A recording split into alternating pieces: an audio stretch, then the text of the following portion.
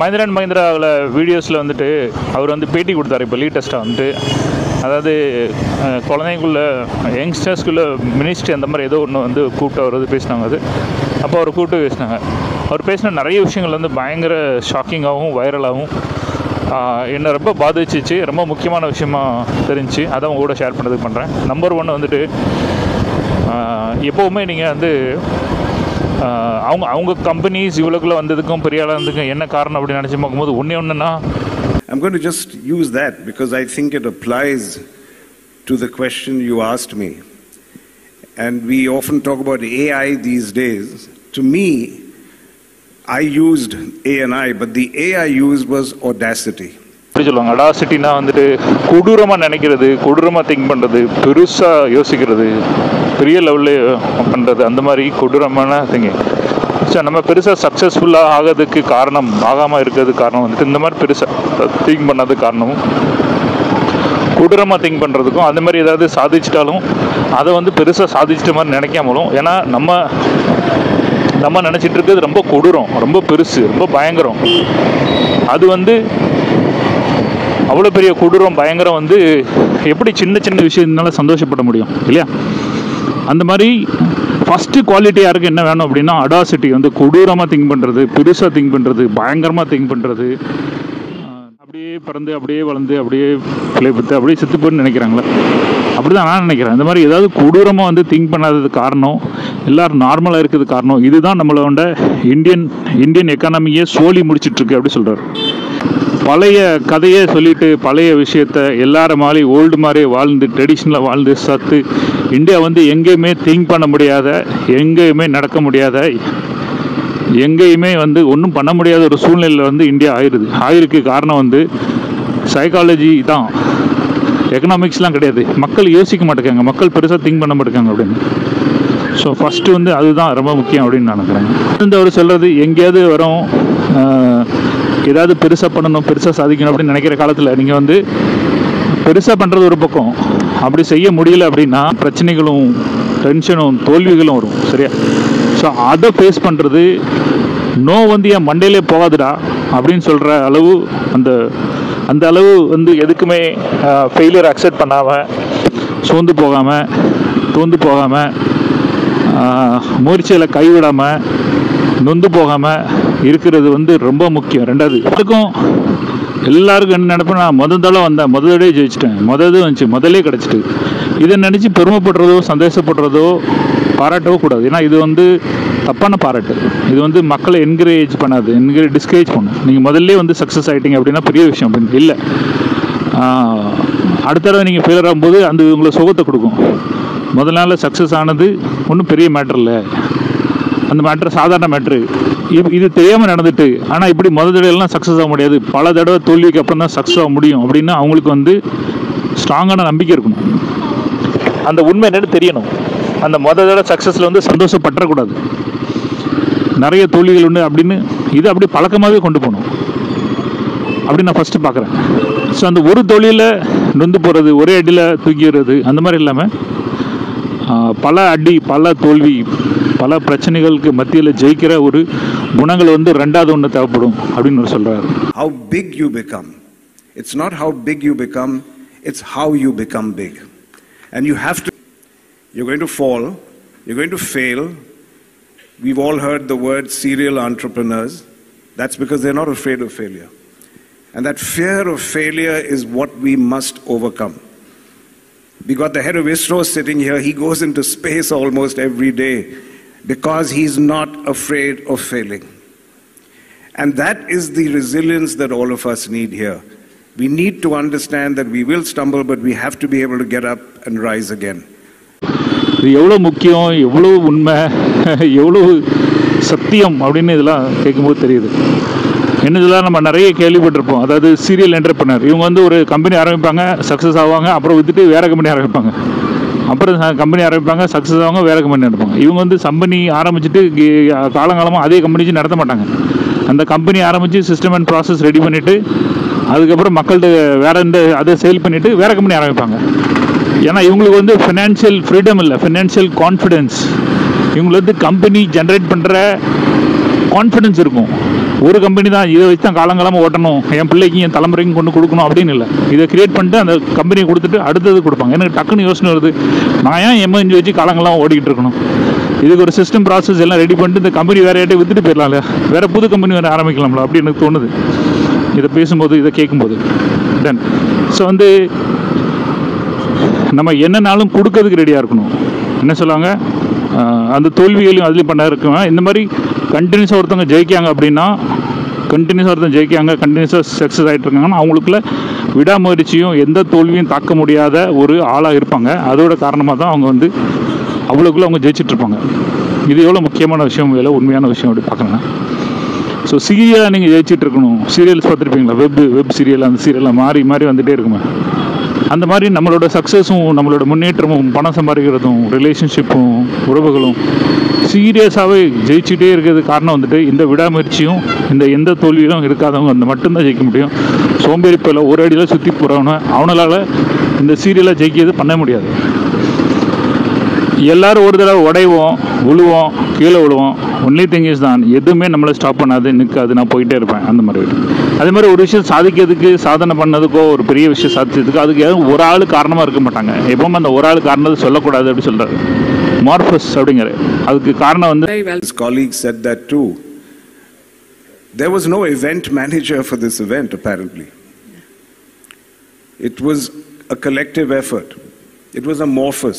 The leadership was amorphous. It was not something you can identify and say this person made it happen. Everybody made it happen. இந்த பெரிய group இது நடந்தது காரணம் அந்த ஒரு ஆள், இந்த ஒரு விஷயம் இவர் தான் பண்ணார் அப்படின்னு அந்த ஒரு ஆளை கை நாட்டக்கூடாது. இது ஒரு பெரிய குரூப்பு. இந்த புல்ல கூட்டத்தில் யாராவது ஒருத்தர் இல்லாட்ட கூட அந்த விஷயம் நடந்திருக்காது, அதில் ஒரு தொழில் விழுந்திருக்கும், இந்த அளவு சிறப்பாக நடந்திருக்காது அப்படின்னு சொல்கிற ஒரு விஷயந்தான் இந்த குரூப் அமோர்ஃபஸ். எதுனாலும் கிரெடிட் வந்து எல்லாருக்கும் கொடுக்கணும், யாராவது ஒருத்தர் கொடுக்கக்கூடாது, ஒருத்தர் பாராட்டக்கூடாது. இது ரொம்ப கரெக்டு தான். ஒரு இடத்துல வந்து நம்ம டீமையும் குரூப்பையும் வந்து உடச்சிரும். அதுக்காக கண்டிப்பாக நம்ம நிறைய பேரை கூட்டு, நிறைய பேரை பாராட்டணும், நிறைய பேர் சேர்ந்து செய்யணும் அப்படின்னு சொல்கிற விஷயம் இது எனக்கு ரொம்ப சரியாகப்படுது. ரெண்டாவது ஏன் இது பண்ணணும் அப்படின்னா, எல்லாருக்கும் வந்து நானும் இதில் கான்ட்ரிபியூட் பண்ணியிருக்கேன், நானும் இதில் இன்வால்வ் ஆகியிருக்கேன், நானும் இதில் செஞ்சுருக்கேன் அப்படின்னு ஒரு விஷயம் வந்து ரொம்ப பிடிக்கும். ரெண்டாவது யாருக்குமே வந்துட்டு தள்ளி புஷ் பண்ணி கம்பல் பண்ணி அடித்து அந்த மாதிரி விஷயம் பண்ண பிடிக்காது. எல்லாருக்குமே அவங்களா இஷ்டப்பட்டு செஞ்சாங்கன்னா ரொம்ப பிடிக்கும். ரெண்டாவது அவங்க தான் லீடு எடுத்து, அவங்க தான் எல்லாத்தையும் மேனேஜ் பண்ணி, அவங்க தான் எல்லோரும் இது பண்ணி செய்கிறாங்க அப்படின்ட்டு எல்லாமே எல்லாருக்கும் கொடுக்கணும், எல்லாரையும் சேர்த்துக்கிடணும். யாராவது ஒருத்தன் பாராட்டக்கூடாது, அவங்க மனசார செய்யணும். எனக்கு அந்த சர்க்கார் படத்தில் ஃபைஸ்லா சுனாவ் சேனாச்சு தபாவ் சென்னி கிடைக்கும், முடிவுகள் வந்து அவங்க விருப்பப்படி எடுக்கணும், நம்ம ப்ரெஷர் கொடுத்து அவங்களை எடுத்து வைக்கக்கூடாது அப்படின்னு சொன்னாங்க. அதுக்காக அவனை கொண்டுருவான்.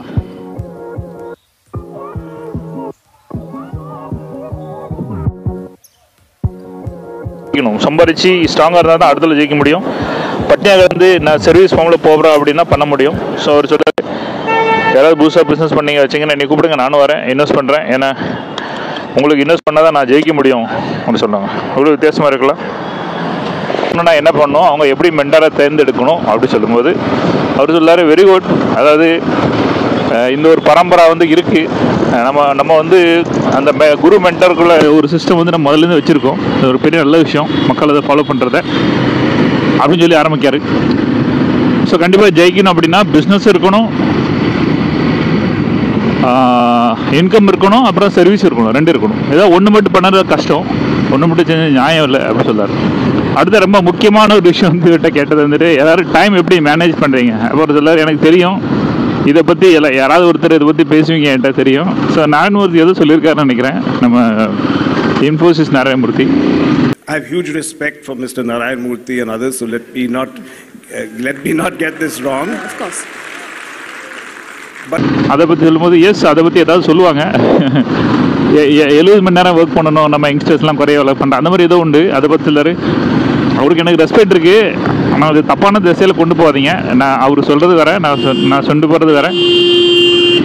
நம்ம வேறு எது பேசணும் அப்படின்னா, எவ்வளோ நேரம் ஒர்க் பண்ணுறோங்கிறது முக்கியத்தை தாண்டிட்டு நம்ம எவ்வளோ நேரம்னு ஒர்க் பண்ணக்கூடாது, எவ்வளவு கான்ட்ரிபியூட் பண்ணுறோம், நம்ம வந்து எவ்வளோ கான்ட்ரிபியூட் பண்ணுறோங்கிறது முக்கியம். என்ன குவாலிட்டி ஆஃப் ஒர்க் பண்ணுறோம் முக்கியம். இந்த ஃபுல் இன்டர்வியூவில் இந்த ஒரு விஷயம் தான் என்னை தூக்கி வாரி போட்டுச்சு. நம்மளும் காலையில் நைட் வரைக்கும் ஒர்க் பண்ணிகிட்டு இருக்கோம், என்ன பண்ணிக்கிட்டு இருக்கோம் அப்படின்னு நமக்கு தெரியணும்ல அப்படின்னு சொல்லிட்டு எனக்குள்ளே அது ஒரு தாட்ஸ் வந்துச்சு. அதை பார்க்கும்போது தான் எனக்கு ஸ்ட்ரைக் ஆச்சு, ஆமாம் இப்படி பண்ணியிருக்கலாம்ல அப்படின்னு. ஸோ இடத்துல நம்ம இதான் பண்ணுறோமோ அப்படின்னு சொல்லி டக்குன்னு நமக்கு ஒரு ஸ்ட்ரைக் ஆகும்ல, அந்த மாதிரி ஒரு மைண்ட் ப்ளோயிங் ஒரு விஷயம் கிடைக்கலாம். அதான் நான் இதை பார்க்குறேன். ஸோ எவ்வளோ ஒர்க் பண்ணுறேன்னு முக்கியம் இல்லை, எவ்வளோ நேரம் ஒர்க் பண்ணுற முக்கியம் இல்லை, என்ன மாதிரி குவாலிட்டிஸ் ஒர்க் பண்ணுறோங்கிறது முக்கியம் அப்படிங்கிறது எவ்வளோ சூப்பராக இருந்துச்சு அப்படி பார்க்குறேன். ஸோ நீ எத்தனை மணி நேரம் ஒர்க் பண்ணுற My point is, we have to focus on the quality of work, not on the quantity of work. 40 மணி நேரமா 70 மணி நேரமா எத்தனை மாதம் ஒர்க் பண்ணுற முக்கியம் இல்லை, நீ என்ன அவுட்புட் போடுற, நீ சொன்னதோட விளைவு, நீ வேலை பார்த்ததோட ரிசல்ட் எப்படி இருக்குது, அதுதான் முக்கியம் அப்படிங்கிறது. இது எவ்வளோ பெரிய விஷயம் இல்லையா? அதான் நான் சொல்லுவேன், சம்டைம்ஸ் வந்து நம்ம வேலையை பார்க்கலையோ அப்படின்னு நம்ம நினச்சிருப்போம். ஆனால் ஏதாவது ஒரு வேலை பார்த்துருப்போம், அது ரொம்ப பெரிய ஹெல்ப்ஃபுல்லாக லாங் டேர்ம் போய் சேர்ந்துருக்கும் எல்லாத்துக்கும். அப்போங்கும்போது அதை நினச்சி சந்தோஷப்படணும், வேலை பார்க்கலையும் நினச்சி சந்தோஷப்படக்கூடாது. என்ன மாதிரி ஒரு எவ்வளோ ரிலாக்ஸ் பண்ண என்ன பண்ணால் ஓகே, பட் ஏதாவது ஒரு விஷயத்தை வந்து லைஃப் டைம் லாங்காக ஒரு பெரிய யூஸ்ஃபுல்லான ஒரு விஷயம் பண்ணிட்டோம் அப்படின்னா தட் இஸ் கிரேட். அதை நினச்சி பெரும்படணும், சந்தோஷப்படணும். அப்படி தான் நம்ம செய்கிற வேலையில் பார்க்கணும் அப்படின்னு நான் நினைக்கிறேன். That you have to have leaders and people in your company who make wise decisions, wise choices. So the question is, which kind of mind makes the right choices and right decisions? என்னன்னா இந்த உலகத்தை ஒரு 10 மணி நேரத்தில் மாற்ற முடியும். At the same time காலம் ஃபுல்லாக work பண்ணியும் ஒன்றுமே செய்ய முடியாமல் போன ஆட்களும் மாற்ற முடியாத போன ஆட்கள் இருக்கும்போது என்னமாவது பண்ணி உலகத்தை சேஞ்ச் பண்ணுறது பெரிய விஷயம் தானே இல்லையா? அது ஒன்று எனக்கு சூப்பராக இருந்துச்சு. அதே மாதிரி உங்கள் குரூப்லேயும் உங்கள் கம்பெனிலையும் வந்துட்டு சரியான முடிவுகள் எடுக்கிற, ரொம்ப ஸ்ட்ராங்காக முடிவு எடுக்கிற மக்கள், மேனேஜர்ஸ், டீமு வேணும் அப்படி சொல்கிறார். ஓ எவ்வளோ கரெக்ட் இல்லையா? எதுக்கு எடுத்தாலும் சட்டை கேட்குறேன்னு சட்டை கேட்டு செய்யக்கூடாது. அவங்களா முடிவு எடுக்கணும், அவங்களா டிசிஷன் எடுக்கணும், அவங்களா பண்ணணும். பட் அது ரொம்ப புத்திசாலியாக இன்டெலிஜெண்ட்டாக இருக்கணும். ஸோ அப்படிப்பட்ட மக்களும் உங்கள் டீமில் இருக்கணும். புத்திசாலியான முடிவுகள் எடுக்கிற மக்கள், ஆக்ஷன் எடுக்கிற மக்கள் நான் சொல்ல அதுவும் தேவைப்படும். பட் புத்திசாலியாக நம்ம முடிவுகள் எடுக்கிற மக்கள் உங்கள் டீமில் வேணும்னு சொல்கிறாங்க. எவ்வளோ கரெக்ட் இல்லையா? இன்னொரு ரொம்ப முக்கியமான விஷயம் வந்து நீங்கள் எதா இருக்கீங்களோ அது மட்டும் படிக்காதுங்க, கூட சேர்ந்து எல்லாம் சேர்ந்து படிக்க அப்படிங்கிற. ஃபார் எக்ஸாம்பிள் வந்து நீங்கள் இன்ஜினியர் இருந்தீங்கன்னா ஆர்ட்ஸு, சயின்ஸு அந்த மாதிரி விஷயங்கள் எல்லாம் சேர்ந்து படிங்க. இது வந்து உங்களை வந்து ஒரு வாழ்க்கையை ஒரு விஷயத்தை வந்து முழுசாக வந்து முடிவு எடுக்க ஹெல்ப் பண்ணும் அப்படின்னு சொல்கிறாங்க. வாவ் எவ்வளோ நல்ல விஷயம் இல்லையா? இல்லாட்டா எவன் ஒன்றா படிச்சுட்டு அதிலே இருப்பாங்க. ஸோ அது மட்டும் இல்லாமல் அதில் வந்து லைஃப்பை வந்து முழுமையாக பாருங்கள், அப்படி முழுமையாக எல்லா செக்மெண்ட்டும் தெரிகிற மாதிரி. அதே மாதிரி ஒரு வேலையை வந்து நீங்கள் ஒரு செக்மெண்ட் இல்லாமல் பல செக்மெண்ட்டில் அதை அப்ரோச் பண்ண முடியும். ஒரே ஒரு எக்ஸ்பர்ட். அது எனக்கு ஏன் வருது, எனக்கு தோன்றது என்னென்னா எம்எம்ஜி வெறும் சேல்ஸு, நெட் மார்க்கெட்டிங், பிஸ்னஸ் மட்டும் இல்லாமல் ஓவரால் லைஃப்பை வந்து அவங்க எப்படி ஹேண்டில் பண்ண முடியும், ஹேண்டில் பண்ண எவ்வளோ ஹெல்ப்ஃபுல்லாக இருக்கும் அப்படின்னு சொல்லி கொடுக்குற விஷயத்த பார்க்குறேன். ஸோ வெறும் பிஸ்னஸ் மட்டும் பண்ணுறது மட்டும் இல்லாமல் நீங்கள் வந்து லைஃப்பை எப்படி ஹேண்டில் பண்ணலாம். ஸோ அங்கே வந்து மில்க் ஃபிஸ்ட் இந்த ரொம்ப நல்லா கிடைக்கும். வேலை பார்த்துட்டு ஆஃபீஸில் இருக்கக்கூடாது, ஆஃபீஸுக்கு வெளியும் போகணும், நிறைய விஷயம் பார்க்கணும், நிறைய விஷயம் அப்படி சொல்கிறாங்க. அதில் என்ன ஆகும் அப்படின்னா நீங்கள் வந்து நிறைய விஷயம் பார்க்கணும் அப்படிங்காங்க. ஏன்னா தெரியுமா, அப்போ தான் வந்து ஒரு விஷயத்த வந்து நீங்கள் முழுமையாக பார்க்க முடியும். நீ ஃப்ரெண்ட்ஸ் கூட சுற்றலை, ஃப்ரெண்ட்ஸ் கூட என்ஜாய் பண்ணல, ஃபேமிலி கூட இருக்கல, அடுத்த ஃபேமிலிஸு உலகத்தை பற்றி சோஷியலைஸ் பண்ணலை அப்படின்னா அவங்களாம் என்ன நடக்காங்க, ஏன் நடக்காங்க, எதுக்கு நடக்காது, எப்படி மாற்றணும், என்ன எதுவும் உனக்கு தெரியாது அப்படிங்க. இவ்வளோ நல்ல விஷயம் இல்லை. காலைலவா ஆஃபீஸுக்காக சாயங்காலம் போ, ஆஃபீஸு சாயங்காலேருந்து ஆஃபீஸ்லேருந்து ஆகும்போது அந்த விஷயத்தை வந்து மாற்றி அமைக்கிறதும் மாற்றி பேசுகிறதும் அதை முழுமையாக கொண்டு வரதுக்கு வந்து நீங்கள் உங்களோட ஃப்ரெண்ட்ஸு, ஃபேமிலி, என்ஜாய்மெண்ட், ஃபன்னு எல்லாம் சேர்ந்து இருக்கணும் அப்படின்னு. எனக்கு வந்து இதில் அஜித் கார் ரேஸ் தான் வருது. போட்டி போட்டு 3வது வயசில் இவ்வளோ 50 வயசு மேலே ஆகிட்டு அந்த மாதிரி பண்ணுற விஷயத்த வந்து நீங்கள் மக்களுக்கு முழுமையாக கொடுக்குற ஒரு விஷயத்த வந்து பார்க்குறேன் நான். அதில் அந்த முழுமையாக அந்த விஷயம் பண்ணும்போது அவங்க வாழவும் செய்கிறாங்க. அவங்கள ரஜினிகாந்த் வந்து பாராட்டி தெரிவித்துள்ளாரா அப்படின்னா நம்ம கண்டிப்பாக பாராட்டுவார். ஏன்னா அவருக்கு வந்து இமாலயம் போகணும், ஹிமாலயாவில் என்ன மலையில் போய் அவர் ஆன்மீகம் அந்த மாதிரி போயிடுவார். இவர் பைக் ஓட்டி ஆன்மீகம் பண்ணுவார். அந்த மாதிரி எல்லாருக்கும் ஒரு விஷயம் உண்டல்ல, அதை நீங்கள் முழுமையாக சம்பாதிக்கணும், செய்யணும் அப்படின்னு சொல்கிறாங்க. எனக்கு இது ரொம்ப சரியாக படுது, ரொம்ப முக்கியமாக படுது. ஒருத்தர் வந்து நம்மகிட்ட கேட்கும்போது அவங்களுக்கு நம்ம அந்த இதெல்லாம் பண்ணணும், முழுமையாக நம்ம வந்து எல்லா இதுலையும் ஈடுபடணும், எல்லா இது வேணும், சேர்ந்து இருக்கணும், ஹெல்ப் பண்ணணும், ஃபேமிலி கூட இருக்கணும், ஃப்ரெண்ட்ஸ் கூட இருக்கணும், லைஃப் என்ஜாய் பண்ணணும், ஃபன் பண்ணணும். ஒரு மனுஷனுக்கு என்னெல்லாம் சந்தோஷம் அப்படிலாம் உண்டோ அதெல்லாம் நம்மளும் வைக்கணும். அப்போ தான் பார்க்குற ஒரு விஷயம் வந்து உங்களுக்கு தெளிவாக இருக்கும், பண்ண முடியும் அப்படி சொல்கிற விஷயம் ரொம்ப நல்லா இருந்துச்சு அந்த விஷயம். இப்போ அவங்க காரு மேனுஃபேக்சர் பண்ணாங்கன்னா வெறும் கார் மட்டும் பண்ணால் நல்லா இருக்குமா? கார் மேனுஃபேக்சர்னா அந்த காரில் என்ன தேவைப்படும், மக்கள் காரை எப்படி பார்க்குறாங்க, மக்கள்கிட்ட கார் எப்படி இருக்குது, இப்படி எல்லாம் தெரியலாம். எது எப்போ தெரியும்? நார்மல் மக்களை பார்த்தா தான் தெரியும். ஒரு கஸ்டமர் கூட வந்து கஸ்டமர் கேட்கறத பார்த்தாலும் தெரியாது. அவங்க எப்படி வாழ்கிறாங்க, எப்படி பார்க்குறாங்க, அந்த மாதிரி வந்து அந்த மாதிரி சோஷியலைஸ் பண்ணும்போது தான் தெரியும் அப்படிங்கிற. அதனால் ஒரு எம்ப்ளாயிஸ் எல்லாருமே வந்து அவங்க வந்து ரொம்ப மிங்கிள் ஆகி சோஷியலைஸ் வச்சு இருக்கணும் அப்படின்னு சொல்கிறது. இந்த விஷயம் ரொம்ப பயங்கரமான ரொம்ப நல்ல விஷயம் படுது எனக்கு. அதே நேரத்தில் நீங்கள் ஏதாவது முக்கியமான வேலை செய்யணும்னா டனலில் உட்காருங்க அப்படின்னு. டனல்லாம் என்ன தான் குகையில் போய் உட்காருங்க. குகையில் உட்காந்து எந்த டிஸ்டர்பன்ஸ் இல்லாமல் அந்த வேலையை முடிங்க. அப்பப்போ வாழ்க்கையில் நமக்கு தேவைப்படும். சில நேரத்தில் உட்காந்து இந்த வேலையை முடிக்கணும் அப்படின்னா எந்த டிஸ்டர்பன்ஸ் இல்லாமல் ஃபுல் ஃபோக்கஸ்டாக அது பண்ண வேண்டியிருக்கும். ஸோ அந்த மாதிரி சூழ்நிலையில் அதை பண்ணுங்கள். ஆனால் எப்பவும் டனலே உட்காந்துருக்காங்க, எப்பவும் குகையில் உட்காந்துருக்காதீங்க அப்படி சொல்கிறாரு. எவ்வளோ கரெக்ட் இல்லை? பேலன்ஸ் லைஃப், கொஞ்சம் ஒர்க் பண்ணுங்கள், கொஞ்சம் என்ஜாய் பண்ணுங்கள், ஃபன் பண்ணுங்கள், அப்படி இல்லை. அது எல்லாமே மிங்கிளாகி ஒரு நல்ல ஒரு டிரான்ஸ்ஃபர்மேஷன்ஸ் அதில் கிடைக்கணும். இதுலேருந்து அதில் ட்ரான்ஸ்ஃபர் ஆகும்போது அது சொல்கிறது ரொம்ப கரெக்டாக இருக்குது. ட்ரான்ஸ்ஃபார்ம் ஆகணும். அப்போ தான் நம்ம எடுக்கிற முடிவுகள் வந்து ரொம்ப ஸ்ட்ராங்காக நீங்கள் முடிவு எடுக்க முடியும்னு சொல்கிறாங்க. ரொம்ப கரெக்டு. ஸ்ட்ராங்காக முடிவு எடுக்கணும் அப்படின்னா உங்களுக்கு லைஃப்பில் எல்லா ஆஸ்பெக்டும் இருந்திருக்கணும். அப்போ தான் நீங்கள் ஸ்ட்ராங்காக முடிவு எடுக்க முடியும். எல்லாத்துலேயும் செழிப்பாக இருக்கணும். ஸோ அந்த மாதிரி நீங்கள் எவ்வளோ நேரம் ஒர்க் பண்ணேன்னா தயவுசெய்து என்கிட்ட இந்த மாதிரி எவ்வளோ மணி நேரம் ஒர்க் பண்ணி கேட்காதீங்க. நான் வந்து எவ்வளோ மணி நேரம் ஒர்க் பண்ணுறேன்னு கேட்காதீங்க. நான் வந்து என்னெல்லாம் பண்ணியிருக்கேன், எதில் ஃபோக்கஸ் பண்ணுறேன்னு கேட்காதீங்க. எவ்வளோ ஃபோக்கஸ் பண்ணுறேன் அதான் முக்கியம். ஸோ எவ்வளோ டைம் ஸ்பெண்ட் பண்ணுறதை விட நான் என்னெல்லாம் முடிவுகள் எடுத்திருக்கேன், எப்படிலாம் வேலை பார்த்துருக்கேன். இப்போ பெரிய பெரிய ஆட்கள் எல்லாம் பார்த்தவங்க முடிவுகளை பற்றி பேசுவாங்க. நம்மளாம் வந்து வேலையை பற்றி பேசுவோம், அவங்க வந்து முடிவுகளை பற்றி பேசுவாங்க. ஏன் பேசுகிறாங்கன்னா அவங்க வேலையை முடிவெடுக்கிறது தான். இல்லை எல்லோரும் மீட்டிங் எல்லோரும் வந்து உட்காந்துருப்பாங்க. உட்காந்த இடத்துல என்ன செய்யணும், முடிவு எடுக்கணும். இந்த மீட்டிங்கில் இது பண்ணலாமா பண்ணக்கூடாது, அவங்களும் செய்யலாமா யார் எடுக்கணும் என்னக்கூடாது. இவங்க மீட்டிங்ஸ் எல்லாம் முடிவில் இருக்கும். ஸோ பெரிய பெரிய மக்கள் வந்து அவங்களோட வேலை வந்து முடிவெடுக்கிற வேலைகள். முடிவெடுக்கிறதுக்கு அவங்க ரொம்ப ஃப்ரெஷ்ஷாக இருக்கணும், நிறைய நாலேஜ் இருக்கணும், வித்தியாசமாக ஆங்கிளில் பார்க்கணும், அதில் உள்ள நல்லது கெட்டது உங்களுக்கு தெரியணும். ஒரு விஷயம் பாராட்டினா உடனே நீங்கள் உங்கள் சோஷியல் மீடியாலாம் எவ்வளோ கரெக்டாக இருக்கீங்களா, சோஷியல் மீடியா எவ்வளோ டைம் ஸ்பெண்ட் பண்ணீங்க அப்படின்னா, இல்லை நான் சோஷியல் மீடியாவில் என்னைய மாதிரி சோஷியல் மீடியாவில் போட முடியும் அப்படிங்கிறது எனக்கு டக்குன்னு இன்னொரு விஷயம் கிளிக் ஆகுது. இல்லை நம்ம டீமெல்லாம் போஸ்ட் பண்ணுறது, வைக்கிறது, எடிட் பண்ணுறது ரொம்ப இருக்கட்டும். என்னைய மாதிரி யோசிக்கிறதும் நான் கான்டென்ட் கிரியேட் பண்ணுறதும் வந்து டீமெல்லாம் பண்ண முடியுமா? ஒரு போஸ்ட் பண்ணுறதோ எழுதுறதோ வைக்க முடியுமானா கண்டிப்பாக முடியாது. ஸோ கண்டிப்பாக சம்மந்தப்பட்டவங்க தான் அந்த சோஷியல் மீடியாவில் இருந்தாகணும். ஏன் சார் அந்த எடிட்டிங் பண்ணது, போஸ்ட் பண்ணது, அந்த மாதிரி விஷயங்களை அவங்க பண்ண முடியுமே தவிர நீங்கள் உங்களை மாதிரியும் வந்து ஒரு எடிட்டிங் உங்களை மாதிரி ஒரு போஸ்டிங் பண்ணுறதோ, எடிட்டிங் கூட வந்து நீங்கள் பண்ணுற மாதிரி பண்ண முடியாது.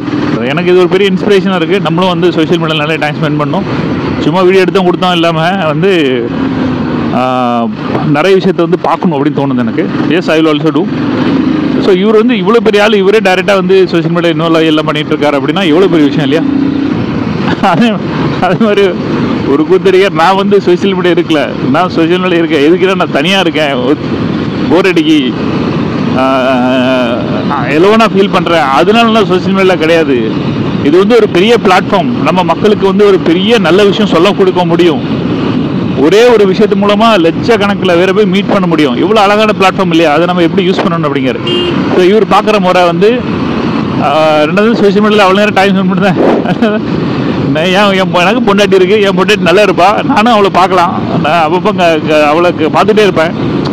எவ்வளோ பெரிய பெருமை சேர்க்காங்களா ஒய்ஃபுக்கு சொல்கிற விதம். நான் தனிமையாக இருக்கிறதுனால சோஷியல் மீடியா, நிறைய பேர் தனியாக இருக்கிறதுனால அதிலே நோண்டிக்கிட்டு அதிலே. And I've been asked this. I'm on X on social media not because I'm lonely.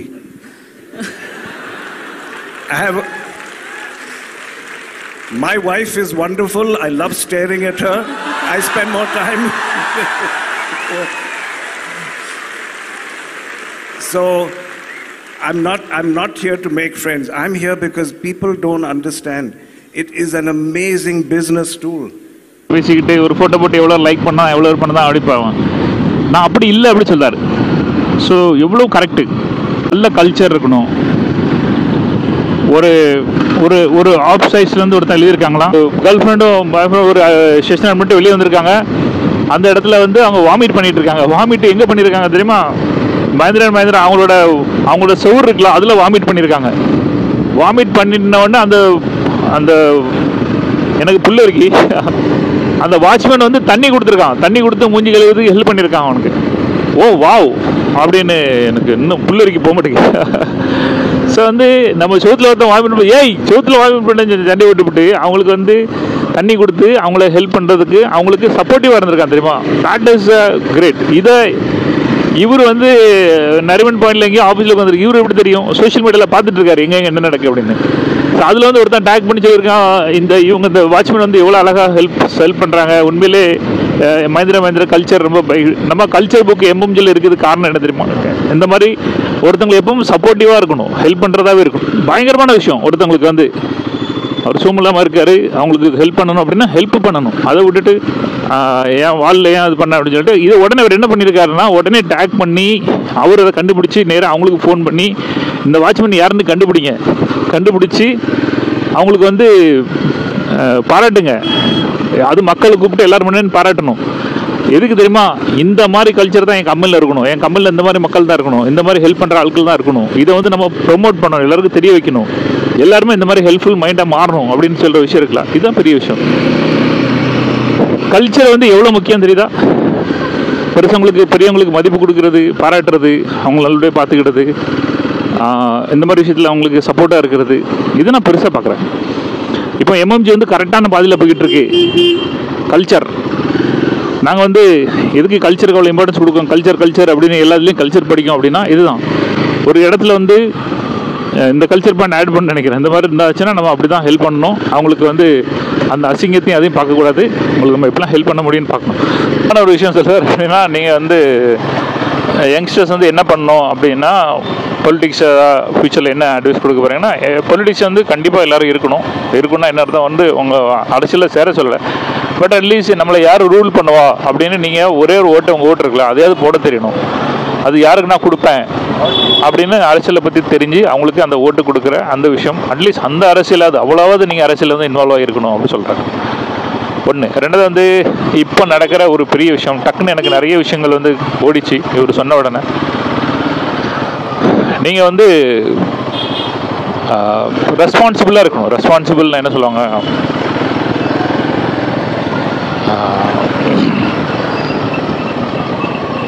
எல்லோரும் வந்து என்ன மாதிரி கம்பெனியில் சூஸ் பண்ண, என்ன கம்பெனியில் வாழணும் அப்படின்னா நீங்கள் வந்து மேனுஃபேக்சரிங் கம்பெனியில் ஜாயின் பண்ணி மேனுஃபேக்சரிங் பண்ணுற ஒரு விஷயத்தில் நான் வாழ்வேன்னு சொல்லுங்கள். அந்த மாதிரி ஒரு கேரியர், அந்த மாதிரி ஒரு வேலையை நான் சூஸ் பண்ணுன்னு சொல்லுங்கள். இன்ஸ்டெட் ஆஃப் ஃபுட் டெலிவரி அப்படின்னா என்ன அர்த்தம், எல்லாம் சோறு சாப்பாடு கொடுக்கறதுல தான் மெயின் குறிக்கோளாக இருக்காங்க. இதில் என்ன நடக்கும், சோறு கொடுக்க முடியும். அப்படி டக்குன்னு எனக்கு வருது, நம்ம ஸ்டூடெண்ட்ஸ் நிறைய பேர் பெரிய பெரிய ப்ரொஃபஸர்ஸ் அவங்களாம் கூட இந்த மணி நிமித்தமாக தேவையில்லாத கடன், கால்குலேஷன் இல்லாத கடன் எடுத்ததன் காரணமாக அந்த கடத்தை அடைக்கிறதுக்கும் வாழ்க்கையை ஓட்டதுக்கும் அந்த டிசிஷன் எடுக்கிறாங்க.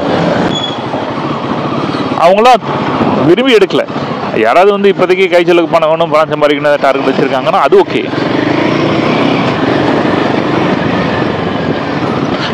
பட் சமயத்தை அதர் வந்து வெறும் சோத்தை டெலிவரி பண்ணதுக்கும் கூலி வேலை செய்கிறதுக்கும் பண்ணாதீங்க. ஏதாவது மேனுஃபேக்சரிங் பண்ணதில் நான் ஒரு முடிவு எடுத்து மேனுஃபேக்சரிங் கம்பெனியில் வேலை பார்ப்பேன், அந்த மாதிரி ஒரு கேரியர் நான் உண்டு பண்ணுவேன் அப்படின்னு வாங்க அப்படிங்காங்க. நம்ம எல்லாம் ஜொமேட்டோ, ஸ்விக்கி டெலிவரி பண்ணுற ஆட்களுக்கு இது ஒரு பெரிய மெசேஜ் மாதிரி நான் பார்க்குறேன். உங்களோட சம்பாத்தியத்தை, இன்கம்மை, உங்கள் கேரியரை வந்து கிரியேட் பண்ணுற இதில் போங்க. எல்லாம் ஆசை தான், என்ன செய்ய, ஆனால் வந்து நம்மளோட இது இருக்கலாம், அதுக்காக காலத்தை ஓட்டணும்ல, அதனால் பண்ண மாட்டாங்க.